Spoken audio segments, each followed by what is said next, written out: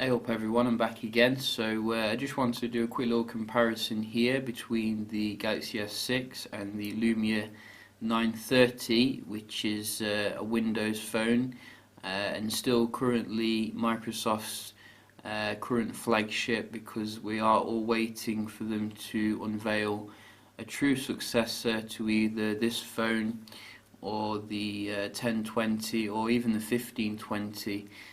But things have been quite quiet on the high-end front when it comes to Windows Phone. I did read an article comparing these two. I think if I find it, I'll leave a link in the description.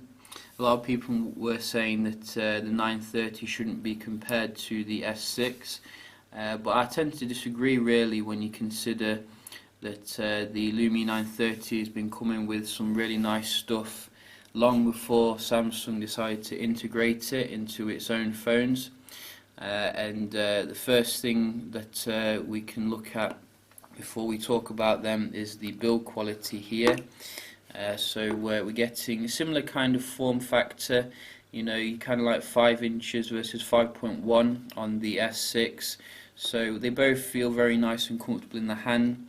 The S6 is obviously a little bit thinner here, but not by a huge amount, because of that camera bulge which we don't actually get on the Lumia. We do get different backs here. I think I do prefer the Lumia's back overall. I think while the back on the S6 is very nice and premium here, I am very worried about its durability long term. I would have liked it if Samsung had just put like a Galaxy A5 kind of back on there and kept with the metallic kind of build throughout the device. Nevertheless, it is a fantastically built phone. However, I'm not slagging it off or anything. I just think that the Lumia 930 is a much more rugged looking device, and in itself it does come with some nice premium touches, such as this metallic band around it. I would have liked if they'd have made it kind of silver for the black version.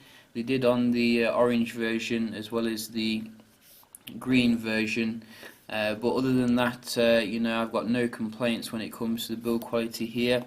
It is a little bit thicker maybe than I would like, but it is still very masculine and feels great in the hand even today. Moving from the build quality, we have similar type of technologies here with very gorgeous Super AMOLED displays, and as we can see, the one on the S6 is obviously a newer generation one, because Samsung tends to be quite stingy and sly when it comes to its technology. It tends to sell like Motorola and Nokia, like one generation behind AMOLED displays. But Nokia certainly did an amazing job with the display here on the 930 and integrated some of its own tech in there, such as the clear black display technology, which gives it unparalleled kind of daylight visibility. As you can see, I've got a white background here, so you can't really see the contrast really, but usually when I've got a black background on, you can definitely see it. I'd say that the display on the S6 is a little bit more brighter, because obviously it is a newer generation one.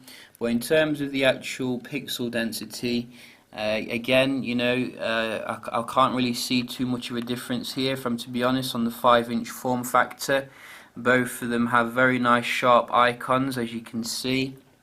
So I wouldn't read too much into that particular spec.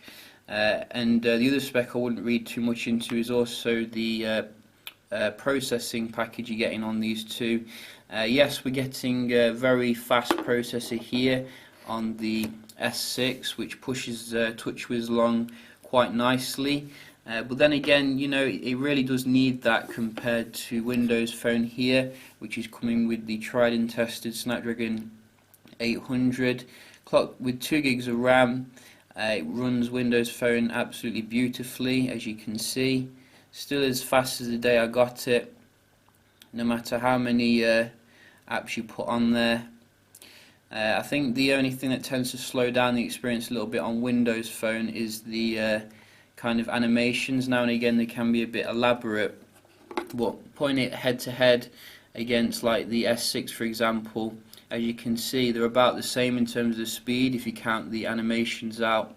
So don't read into specs too much with these two. They're both very competent. As you could see, the Lumia beat the S6 there, which is quite interesting.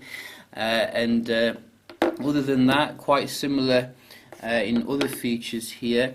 You're getting your wireless charging on the S6, which was just brought on. Samsung's been a bit slow to integrate that technology into its Galaxy line, but we've been enjoying that on the Lumia for the last year or so, or 2 years if you count the Lumia icon, and also the voice activation, which came onto the 930 through a update, which is a really awesome thing.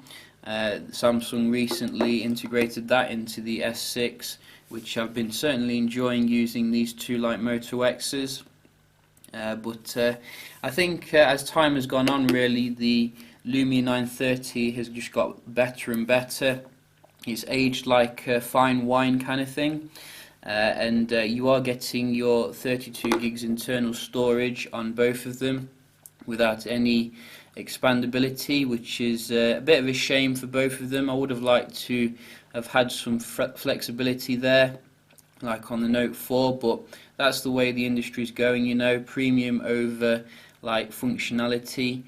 And I think when you consider these things, really the specs aren't too far off, or should we say the specs that matter. The Samsung does have some other tricks up its sleeve, obviously, which I would like to see implemented on the next Lumia flagship, such as this fantastic fingerprint scanner.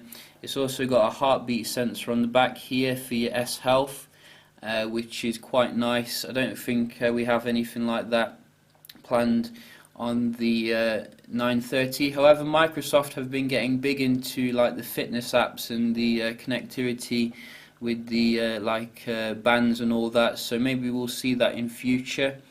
And obviously some people might also be quite interested to see how the PureView 20 megapixel camera compares against the newer generation 60 megapixel camera in the Galaxy S6. I did do a quick comparison between these two, and I didn't put HDR on this time. I just wanted to see how the performance was like without that on, and I have to say the Lumia did perform very admirably, for saying that the sensor is about 2 years old if you count the 1520. I'd say that in general the S6 gave me a slightly more accurate sort of colour reproduction, as well as very nice kind of bokeh in the pictures with the S6. It is probably the strongest Android camera you can get right now, but I was really surprised that the 930 in general wasn't too far off, and it just goes to show you how strong the camera is on this actual device. I think that Nokia doesn't really get enough credit in regards to that. And in terms of the low light, I think the S6 probably has a slight advantage here because of that very nice aperture of f1.9. When I did get my Lumia 930, I was a bit disappointed with the low light kind of capability compared to the Lumia 925, which was an absolute champion, and easily compared with the HTC One M7, which again was a champion when it came to this kind of photography. It does the job, don't get me wrong, but I do notice a little bit more grain compared to the S6, and the S6 images do look a little bit brighter in the low light.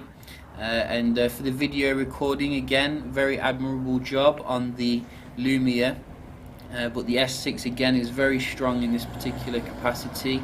I don't think I've seen like smoother video here with the S6, which is good really. I do enjoy a nice camcorder experience, but at the end of the day, I think that if you're one of those people who don't want to spend 500, 600 on a phone, you know, you can pick some Lumia 930s up for some amazing deals nowadays.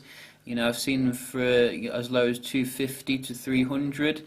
And you're getting like quite a lot of the same stuff that you're getting on this high-end Sammy Boy device, such as your wireless charging, similar type of battery capacity as well, 2,400 versus 2,500.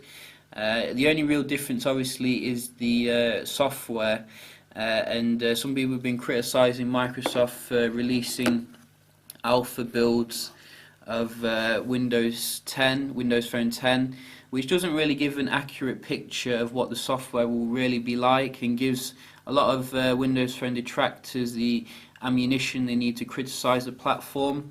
You know, I'm definitely optimistic for Windows Phone 10 when you know, they do get their heads around it and sort out some of the kind of like integration issues and things like that. But for now, it's running Windows 8.1, and for most people, I'd say 95% to 99%, you know, it'll get the job done for what you need. If you don't need like millions of apps as well as lots of integration with different smartwatches and things like that, then you're going to get a fantastic experience with Windows 8.1. And the S6, you know, it's coming with its latest version of TouchWiz, which I definitely do love here. And I also found out the other day that it does actually support like your multitasking, similar to the Note 4, which I didn't actually know at first, but as you can see there, that's pretty cool, that is.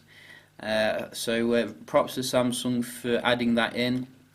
Yeah, just a quick little comparison here between these two. Hope you found it informative, and if you did, please like the video, and I'll see you very shortly. Cheers.